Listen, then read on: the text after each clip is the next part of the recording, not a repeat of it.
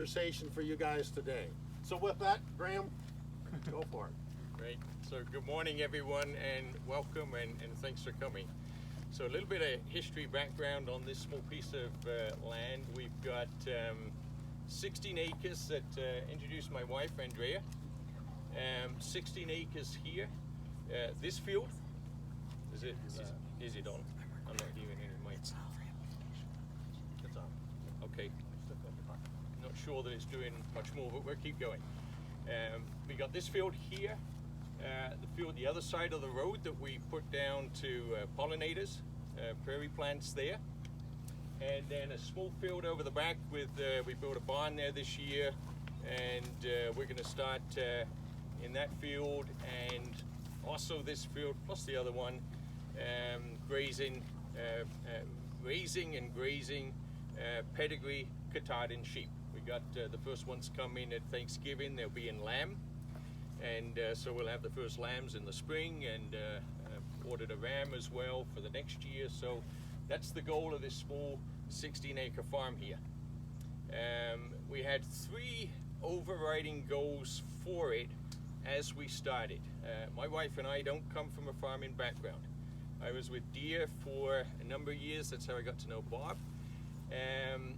But I thought I knew how to farm. I was talking to Jack about that this morning, and I was ready to do something with this 16 acres, and I realized just how little I knew. So I'm drinking from the fire hose and learning a lot from everyone. It's great to have you all here and interact with you, hear your experiences, and talk with you as I continue to learn, as we continue to learn as well. The 3 goals for these 16 acres are competing goals. The first one is continuous learning. I took early retirement last year and then started to farm this land, and I don't want to just farm and reproduce what others are doing in the area. I want to learn, I want to experiment, I want to see how I can grow, stimulate myself, as well as we look at seeing how we can do things better. Everything we do, we want to do under the regenerative umbrella, right, as much as we can. We put this field here on cold turkey. Last year and the years before I retired, I was renting this out to a local farmer that was just doing a corn bean rotation the usual way. He was getting about 150 bushels an acre off this field on average. All right, so we put it on cold turkey, and there was no chemicals applied, no herbicides applied this year.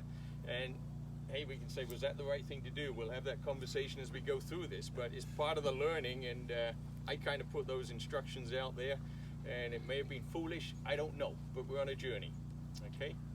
So, you know, those goals of continuous learning is one. The second one is socially beneficial, all right? Back of that tree line, or behind that tree line, is 27 homes. All right, this is a neighborhood. This is a neighborhood association driveway here.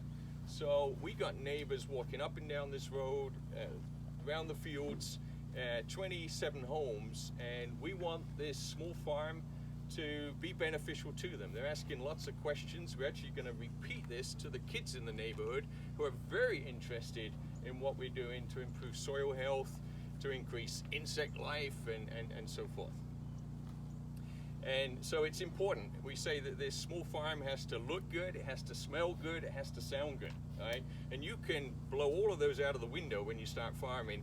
And that's a little bit of our European background. You can tell this isn't a Janesville accent, but in Europe, you know, the farms are in the villages, all right? And you're surrounded by houses, and we're kind of landlocked here with homes, and that's how we're going to try and do that here.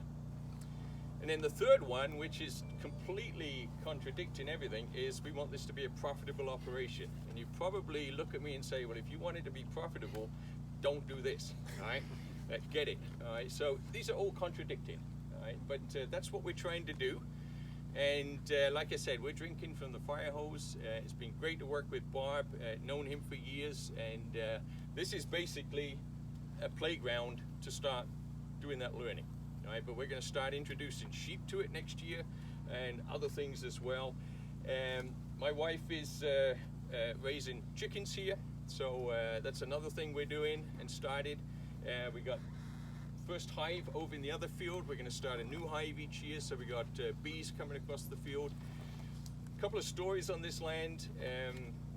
We would walk up and down this driveway in the evening with our boys when they were younger and the dogs, and on the left-hand side where we had planted the prairie, it would be buzzing with insects, and you could hear them literally.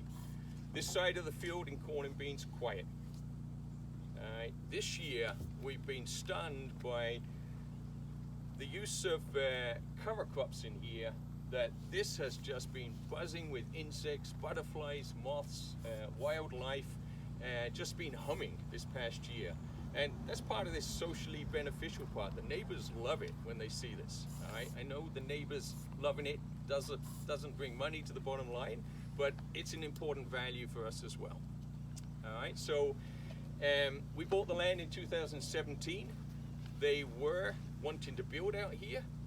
The neighborhood kind of disagreed with that.